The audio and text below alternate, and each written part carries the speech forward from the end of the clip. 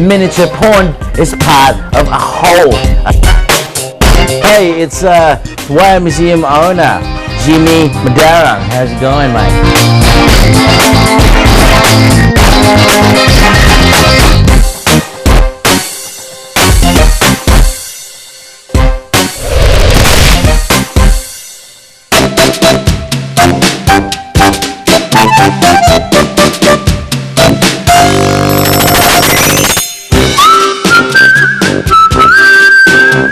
Lebay, buang juga, lamat puji.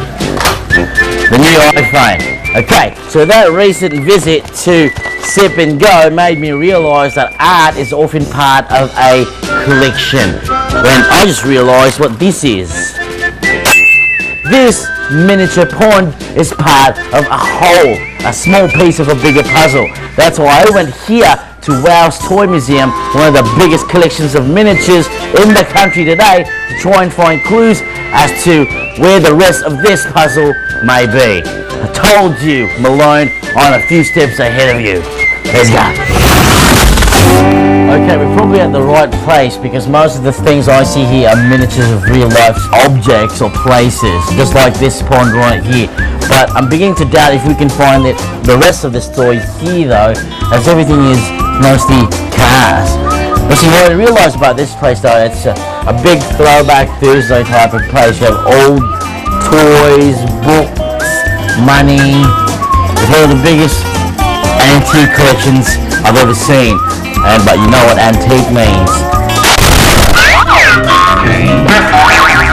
An antique is an old collectible item. It is collected or desirable because of its age, rarity, condition, utility, or other unique features. Usually, it's an object that represents a previous era in human society. Cars are generally considered antique if 25 years old or more. Cars can be registered as classic when 20 years old. This is not a universally accepted idea, but rather a convention among car collectors and enthusiasts.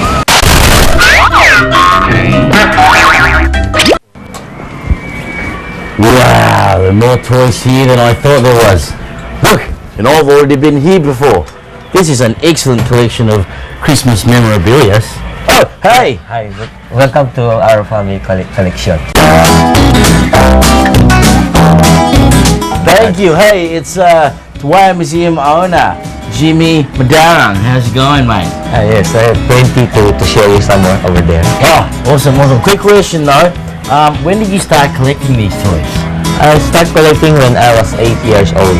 8 years old. Way back in 1962. What was your first toy that you collected? The Ford Fairlane 125 scale. Yes, I assembled it. And why did you decide to start collecting toys? Yeah, I started collecting when I watched the movie King Kong and Godzilla, and I want to be the giant. To be able to hold, control the airplane. Wow! That's a brand new reason why people start collecting toys, just so they can feel bigger. Yeah. Right? So that you can hold. I want to be a giant. You want to be a giant, that's why you started collecting toys. I'm thinking, so growing up though, did you play with any of your toys, or were you just very careful, or did you buy two of every toy? One to play with and one to collect? Yeah, one is to play with it, and the other one is to display. So you always bought two? Not some occasion. Some occasion, but then sometimes you also played with them.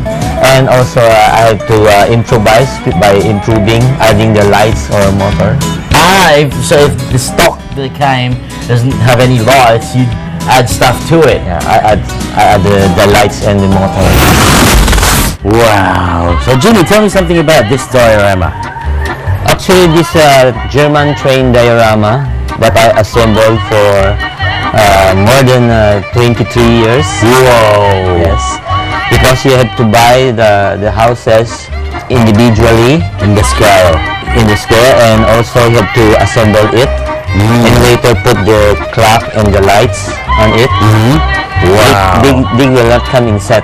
Whoa. Yes. That's why it took me around 23 years to complete this diorama. To build this. And I noticed that you pay attention to the details, like this bloke over here who's a train station watchman who has like a miniature flashlight that actually lights up.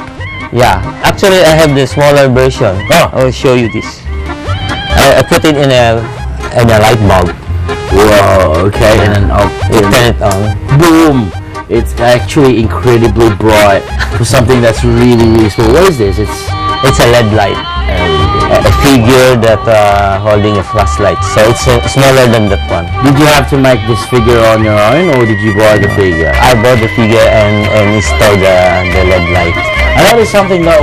Where is that coming from? That feed? I don't see any cameras around here now. Actually, that is a figure holding a small camera and sitting on the back of the train. What train?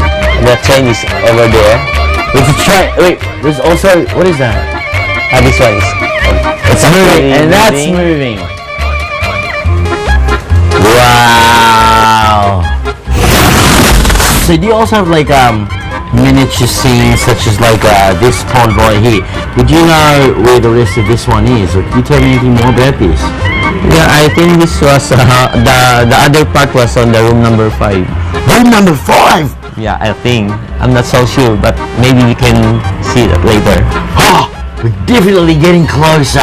There's a possibility that we could find the other part of this one in this toy museum. Amazing. Let's go. Thanks so much, mate. Yeah, I appreciate it. Thank you again. Cheers.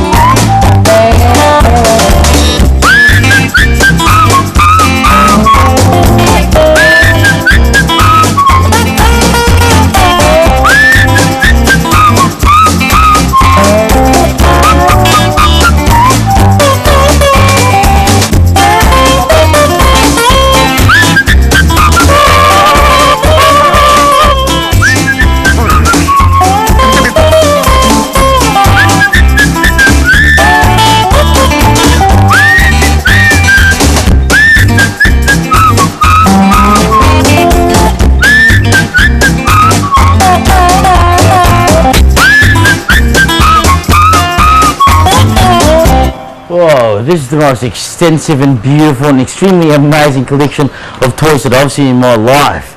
Now I know why they call this place the Wow Toy Museum, because wow is just about the only word that you'll be saying when you're at this place. But I wonder though, where I can find the rest of this toy. Could be around here somewhere. Oh, it has the same Japanese theme as this clue that Malone sent me. Let's see if it fits. It does! I found it! The missing piece of the puzzle. Amazing. Now, I just have to figure out where these tickets will take me. Then I'm on to the next clue. I'm on to you, Malone, and I am coming. Let's go.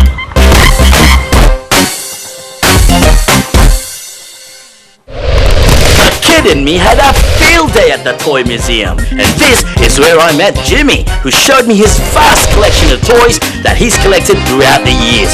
With his help, I was able to solve one of the mysteries by finding one of the missing pieces of the toy pond that Malone sent as a clue. Bogart. Looks like Malone wants me to go on another adventure. Bogart is on the case. Let's go.